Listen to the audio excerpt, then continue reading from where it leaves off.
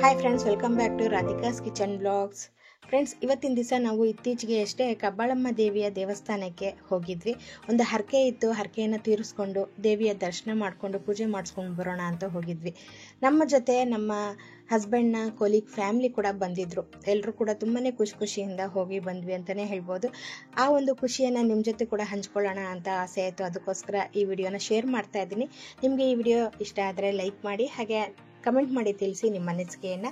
ನೀವು ಕೂಡ ಕಬ್ಬಾಳಮ್ಮ ದೇವಿಯ ದೇವಸ್ಥಾನಕ್ಕೆ ಹೋಗಬೇಕು ಅನ್ನೋದಾದರೆ ಈ ದೇವಸ್ಥಾನ ಕಬ್ಬಾಳು ಗ್ರಾಮದಲ್ಲಿ ಬರುತ್ತೆ. ಸಾತ್ನೂರು ಹೋಬಳಿ, ಕನಕಪುರ ತಾಲೂಕು, ರಾಮನಗರ ಡಿಸ್ಟ್ರಿಕ್ಟ್ ನಲ್ಲಿ. ನೀವು ಕೂಡ ಒಂದ್ಸರಿ ಖಂಡಿತವಾಗ್ಲೂ ವಿಸಿಟ್ ಮಾಡಿ. ತುಂಬಾನೇ ಶಕ್ತಿವಂತ ದೇವರು, ಹಾಗೆ ನಮ್ಮ ಇಷ್ಟ ದೇವತೆ ಅಂತ ಕೂಡ ಹೇಳ್ಬೋದು.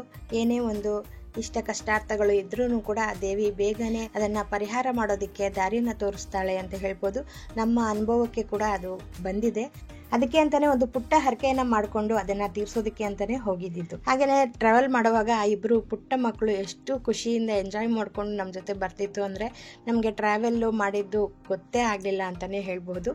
ನೀವು ಕೂಡ ಈ ವಿಡಿಯೋನ ಪೂರ್ತಿಯಾಗಿ ನೋಡಿ.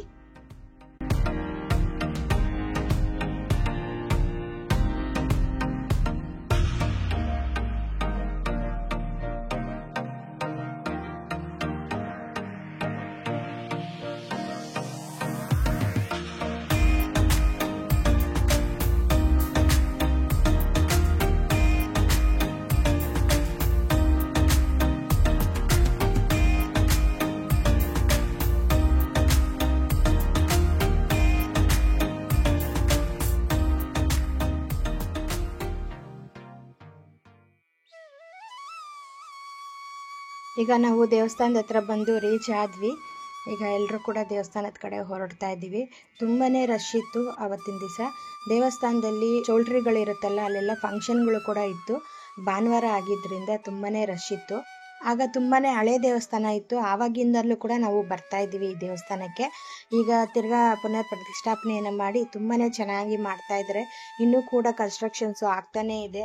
ಕೆಲವರು ಹರಕೆಯನ್ನ ಮಾಡಿರ್ತಾರೆ, ಕುರಿ ಕೋಳಿಯನ್ನಾಗಲಿ ಎಲ್ಲವನ್ನು ಕೂಡ ಅಲ್ಲೇ ಕೂಡ ಹೋಗಿ ಎಲ್ಲ ಪೂಜೆ ಮಾಡಿಸಿ ಅದರ ಅಡುಗೆಯನ್ನು ಕೂಡ ಮಾಡಿಕೊಂಡು ಎಲ್ಲರೂ ಒಟ್ಟುಗೂಡಿ ಊಟ ಮಾಡಿಕೊಂಡು ಕೂಡ ಬರುವ ಒಂದು ಪದ್ಧತಿ.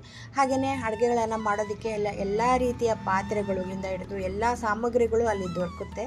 ಹಾಗೆಯೇ ಅಂಗಡಿಗಳಿಗೆ ನಾವು ಕೋಳಿಯನ್ನು ಕೊಟ್ಟರೆ ಅವರೇ ಕ್ಲೀನ್ ಮಾಡಿ ಅಡುಗೆಯನ್ನು ಕೂಡ ಮಾಡಿ ಕೊಡುವ ಒಂದು ಕೂಡ ಫೆಸಿಲಿಟೀಸು ಅಲ್ಲಿದೆ. ಈಗ ನಾವು ಏನು ಪೂಜೆ ಸಾಮಾನುಗಳನ್ನೆಲ್ಲ ತಗೊಂಡು ಬಂದಿದ್ವಿ ಅದನ್ನೆಲ್ಲ ತಗೊಂಡು ದೇವಸ್ಥಾನದ ಒಳಗಡೆ ಹೋಗ್ತಾ ಇದ್ದೀವಿ.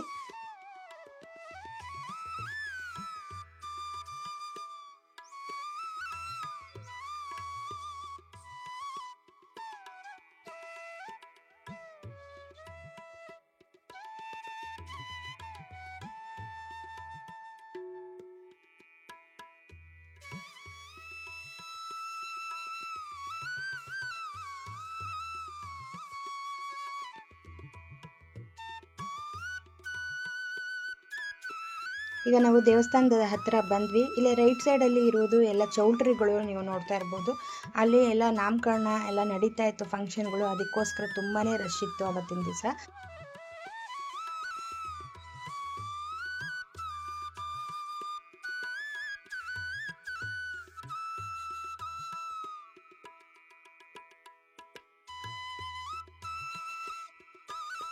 ಅಲ್ಲಿ ಒಳಗಡೆ ಎಷ್ಟು ರಶ್ ಇತ್ತು ಅಂದರೆ ಮಕ್ಕಳಿಗೆ ತುಂಬಾನೇ ಸೆಕೆ ಆಗ್ತಿತ್ತು. ಅದಕ್ಕೆ ಅವ್ರ ಪೇರೆಂಟ್ಸ್ ಎಲ್ಲ ಮಕ್ಕಳನ್ನ ಭುಜದ ಮೇಲೆ ಹೊತ್ಕೊಂಡು ದೇವರ ದರ್ಶನಕ್ಕೆ ಹೋಗ್ತಾ ಇದ್ರು. ಹಾಗೆ ನನ್ನ ಹತ್ರ ಪೂಜೆಗೆ ಕೊಡುವಂತಹ ತಟ್ಟೆ, 2 ತೆಂಗಿನಕಾಯಿ, ಹಣ್ಣು, ಹೂವು, ಅರಿಶಿನ, ಕುಂಕುಮ ಎಲ್ಲ ಕೂಡ, ಹಾಗೆಯೇ ಮಡಿಲಕ್ಕಿ ತುಂಬಿದ ಬಟ್ಟೆಯ ಗಂಟಿನ ತಟ್ಟೆಯನ್ನು ಕೂಡ ಇಟ್ಕೊಂಡಿದ್ವಿ. ಅಲ್ಲಿ ದೇವರಿಗೆ ಮಡಿಲಕ್ಕಿಯನ್ನು ಬ್ಲೌಸ್ ಪೀಸ್ನಲ್ಲಿ ಕಟ್ಟಿಕೊಡಿ ಅಂತ ಹೇಳ್ತಾರೆ. ಅದಕ್ಕೋಸ್ಕರ ಬ್ಲೌಸ್ ಪೀಸ್ನಲ್ಲಿ ಅಕ್ಕಿ, ಕೊಬ್ಬರಿ ಬಟ್ಲು, ಬೆಲ್ಲದ ಅಚ್ಚು, ಅರಿಶಿನ, ಕುಂಕುಮ, ಬಳೆಗಳು ಎಲ್ಲವನ್ನು ಕೂಡ ಗಂಟು ಕಟ್ಟಿ ದೇವರಿಗೆ ನಾವು ಉಡಿ ತುಂಬಿಸೋದು.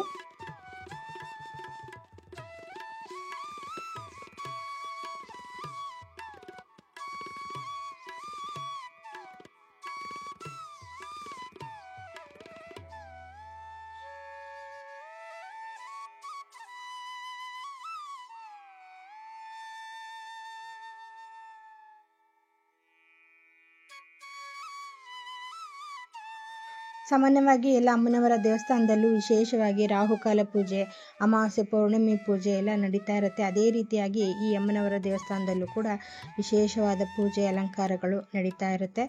ನಾವು ಈಗ ನೇರವಾಗಿ ಅಮ್ಮನವರ ದರ್ಶನವನ್ನು ಮಾಡ್ತಾ ಇದ್ದೀವಿ. ತುಂಬಾ ಸುಂದರವಾಗಿ ಅಲಂಕಾರವನ್ನು ಮಾಡಿದ್ರು ಅವತ್ತಿನ ದಿವಸ. ಈಗ ದೇವಿಗೆ ಆರತಿಯನ್ನು ಬೆಳಗ್ತಾ ಇದ್ದಾರೆ.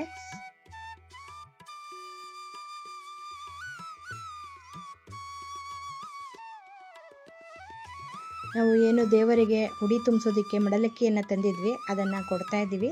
ಹಾಗೆಯೇ ಪೂಜೆಯ ಸಾಮಗ್ರಿಗಳನ್ನು ಎಲ್ಲ ಕೊಡ್ತಾ ಇದ್ದೀವಿ.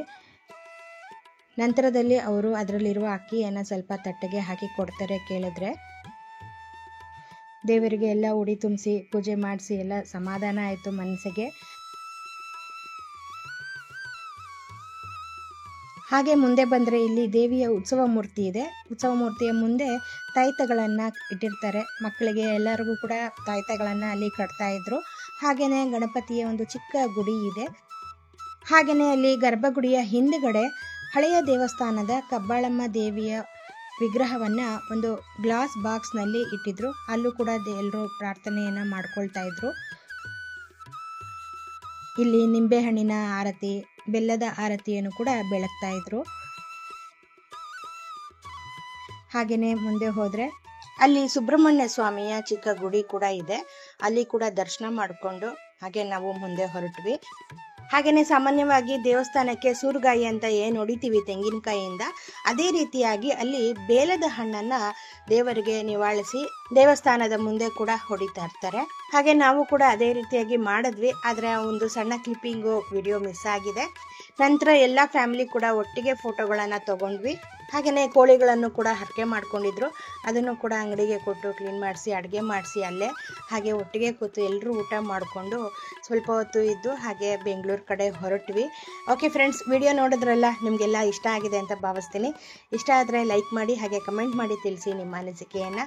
ನೀವು ಸಹ ಒಂದು ಸರಿ ಕಬ್ಬಾಳಮ್ಮ ದೇವಿಯ ದರ್ಶನ ಮಾಡೋದಕ್ಕೆ ಪ್ರಯತ್ನ ಪಡಿ ಅಂತ ಕೋರ್ಕೊಳ್ತೀನಿ. ಹಾಗೆಯೇ ಆ ದೇವಿ ತಮ್ಮೆಲ್ಲರಿಗೂ ಒಳ್ಳೆಯದನ್ನು ಮಾಡಲಿ ಅಂತ ಈ ಮೂಲಕವಾಗಿ ಪ್ರಾರ್ಥಿಸ್ತೀನಿ. ಮತ್ತೆ ಇನ್ನೊಂದು ವಿಡಿಯೋ ಜೊತೆ ಮತ್ತೆ ಭೇಟಿ ಮಾಡೋಣ. ಅಲ್ಲಿ ತನಕ ಬಾಯ್ ಫ್ರೆಂಡ್ಸ್.